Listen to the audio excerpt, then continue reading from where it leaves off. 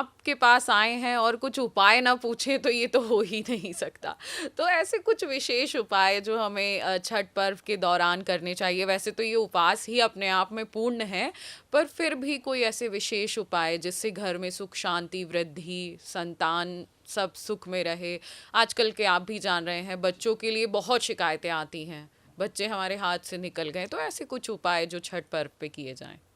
मैं तो कहता हूँ छठ पर्व पर ही नहीं, हमेशा ही आप कुछ छोटे छोटे बच्चों को नियम दीजिए। जैसे बेटा उठो, जैसे मेहमान आता है तो हम क्या करते हैं, दरवाजा खोलते हैं, अरे आओ ना। इससे पहले मेहमान एंटर हो आप उसके सामने होते हैं, आप उनको बुलाते हैं ना, फिर ड्राइंग रूम में बिठाते हैं। छठ मैया है ना, अब उनका आपने स्वागत करना है तो भगवान सूर्य उनके भैया हैं।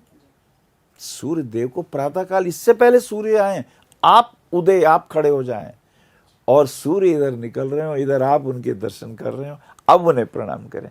आओ ना सूर्य देव, जैसे आप यशोमय हैं, जैसे आपकी दीर्घायु है, जैसे आपकी कीर्ति है, ऐसा ही तेज हमारे शरीर में भी हो, हमारे घर में भी हो। भगवान सूर्य को जल दीजिए, ये एक नियम अपनाइए। ये बच्चों को देंगे तो उनका स्वास्थ्य भी ठीक रहेगा, आई साइड खराब नहीं होगी, और ये थर्ड आई सेंटर उनका एक्टिवेट रहेगा। एक तो ये काम हो गया। अब देवी जो है वो पहली देवी तो माँ है ना घर में। आप माता के चरण छूइए, माता के चरण छू के पिताजी के चरण छूइए, और जैसे चरण छुएंगे और माता पिता सिर पे हाथ रख के आशीर्वाद देंगे तो देखिए एक चक्र होता है ज्ञान का, ऊर्जा का। जब आप चरण छूते हैं ये आधा चक्र हुआ। अब मैंने अगर चरण छुए तो उनका तेज मेरे अंदर प्रकट हुआ, लेकिन सिर से बाहर निकल सकता है। अब पहले जमाने में तो शिखा रखते थे तो वो बाहर नहीं निकलता था।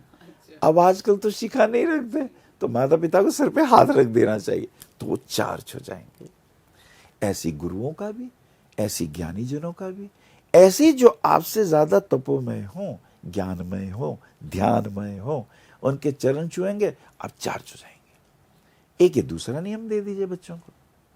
तीसरा एक नियम जो बहुत जरूरी है वो ये कहें कि बेटा किसी की भी निंदा चुगली नहीं करनी।